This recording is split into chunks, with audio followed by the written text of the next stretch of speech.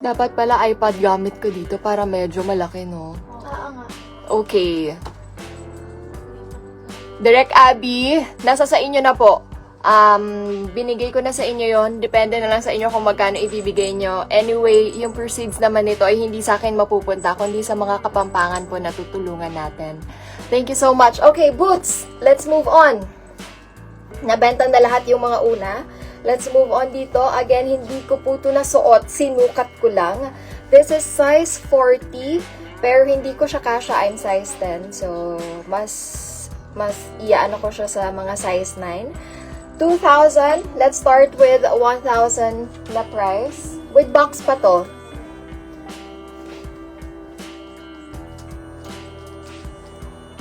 Okay. Mine. Open for bidding po to ha, para at least, ano naman tayo. Later, meron po ako mga dresses, and, let's see kung anong pwede kong mabenta pa. Trousers. Yeah. So, open for bidding, mine velvet boots, 1,000. Size 9. Mine velvet boots. Let's start with 1,000. Let's move on. Sinuot ko to nung nag-perform ako sa Philippine Arena. Yes, Philippine Arena New Year's Countdown.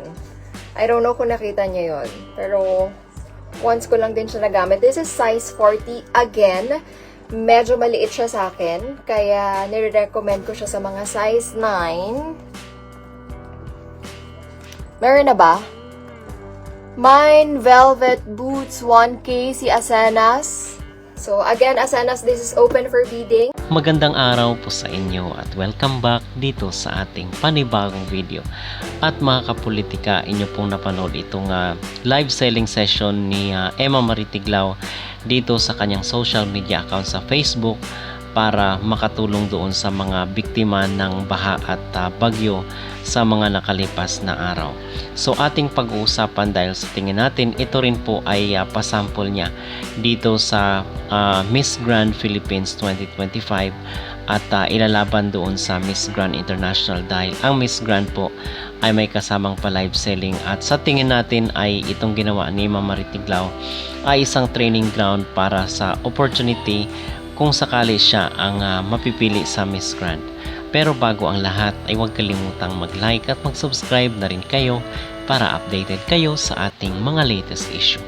At nagpasample nga po itong si Emma Marie Tiglao dito sa kanyang social media account na kung saan is nagpa-live selling siya mga kapolitika dahil dito sa charity or cause na kanyang gagawin para sa mga nasalanta or apektado ng bagyo at baha dito sa Pampanga kasi alam naman natin na grabe yung devastation ng mga citizen or mga kababayan natin na naapektuhan ng grabing pagbaha dahil sa walang humpay na ulan nitong mga nakarang araw, most especially dito sa Luzon. So nagpa-live selling itong sa Emma Marie Tiglao para makatulong.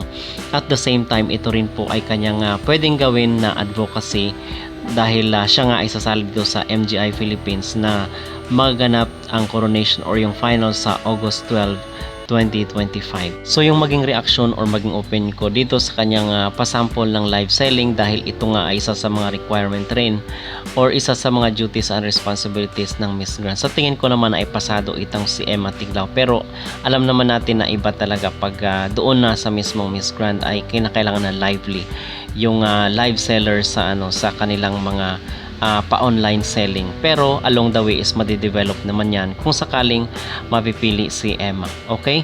And sa tingin natin is magkakaroon rin po yan ng pasample dito sa Miss Grand International competition sa kanilang nagaganapin sa mga susunod na buwan. So sa tingin ko ay kayang-kaya ni Emma Tiglao na pantayan yung mga ginagawa nila Vena Pravinar na kung saan is nag-live selling rin po sila dito sa mga social media pages. Okay? Dahil ito daw po ay kasali na rin sa mga new normal ng mga beauty contest, new era ng beauty contest.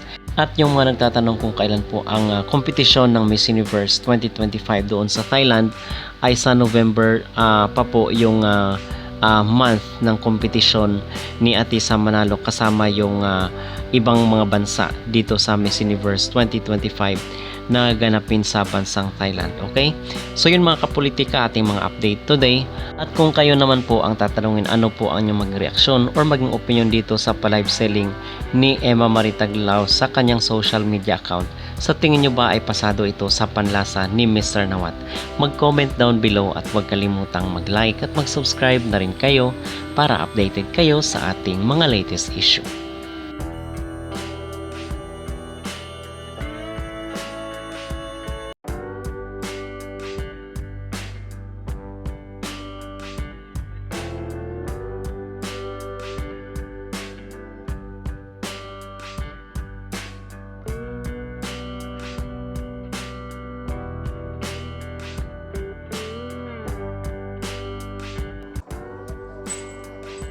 Velvet boots po yun, ha? 1, 2. Thanks, sis! Okay, dresses na tayo. Nasuot ko na to sa kada umaga. Once. Silk siya, silk. Ganun na to for events. Ito yung design niya.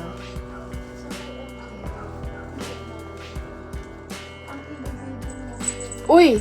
May 1-3. Sino po yung 1-3?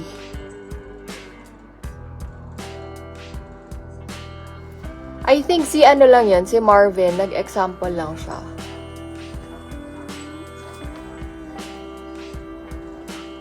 Yeah, nag-example lang si Marvin.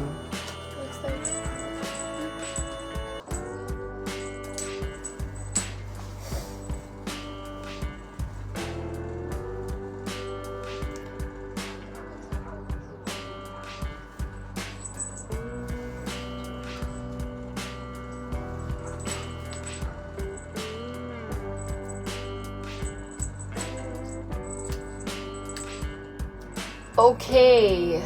Dun sa ating velvet boots, dapat meron pala akong table dito. Nakaganon siya.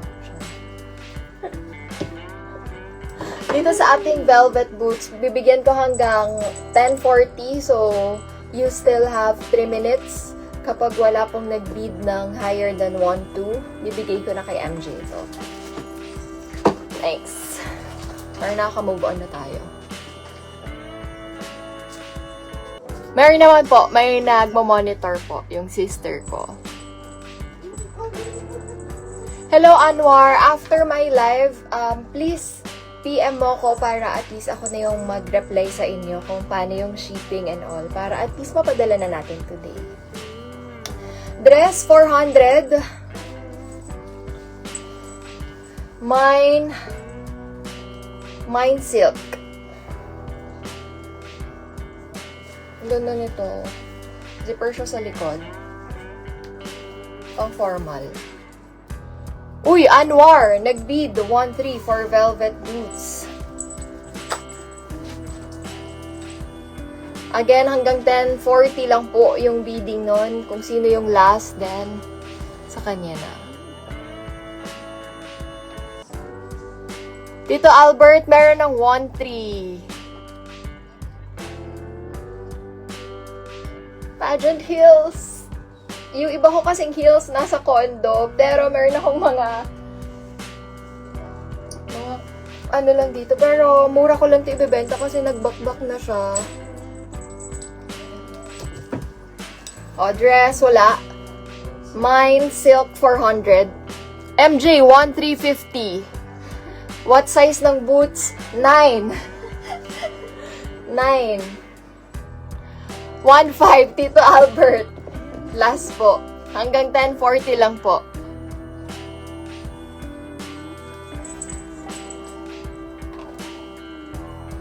Curie, size 9.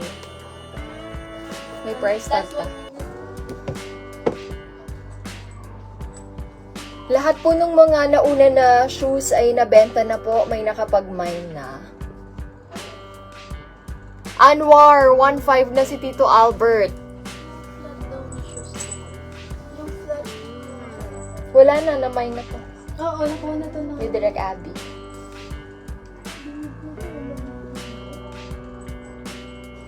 Nag-big din, di pa kanina. Okay, I think seconds na lang hinihintay. Tumutulong na rin ang Amazonas. Thank you so much, Amazonas. Wala na akong shoes na. Yung mga pwede ibenta. Pintilya? Okay, done na po. Close na. Tito Albert, nandyan po yung GCash. Makikisuyo na lang po ako ng payment. Tapos message ko na lang po kayo kung paano ko po mapapadala sa inyo. Thank you, Tito Albert, for supporting me and supporting this Life for a Cause. Okay, move on na tayo. Wala na tong dress. Ano sa baba lang yan?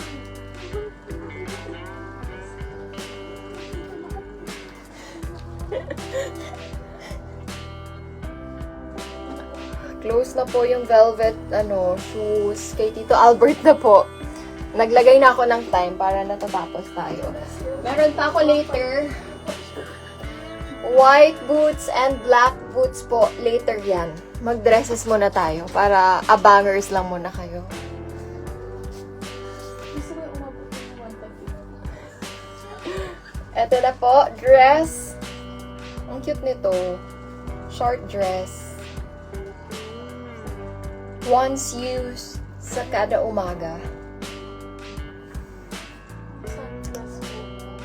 Wag naman! Kakabili ko lang yan sa Sunny's. Mine Floral 300.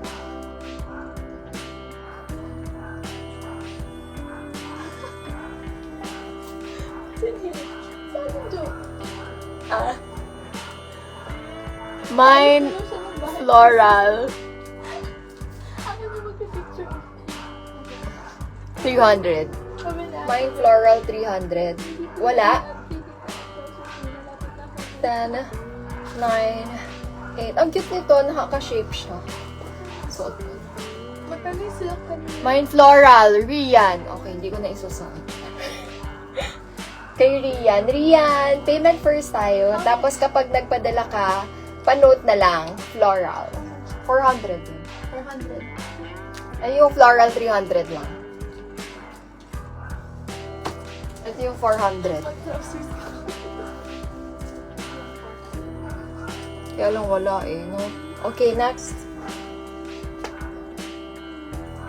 Oh, sa mga naghahanap ng hindi small, may nakita ko. Large. Medium to large.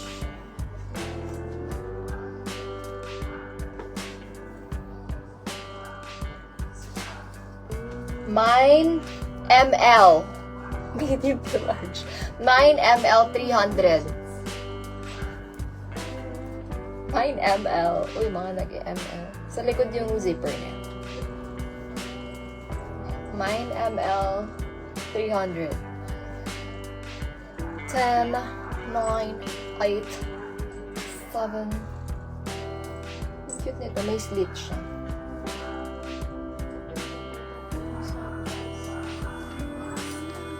Lahat po ng mga una ko na pinakita, sold na po lahat yon. May nakabili na po lahat.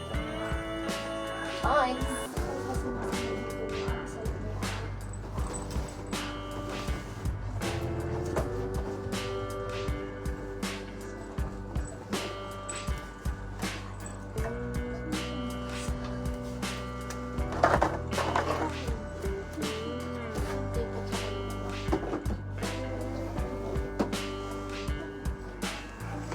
Dress ulit. Small. Parang XS lang to. XS. Mine.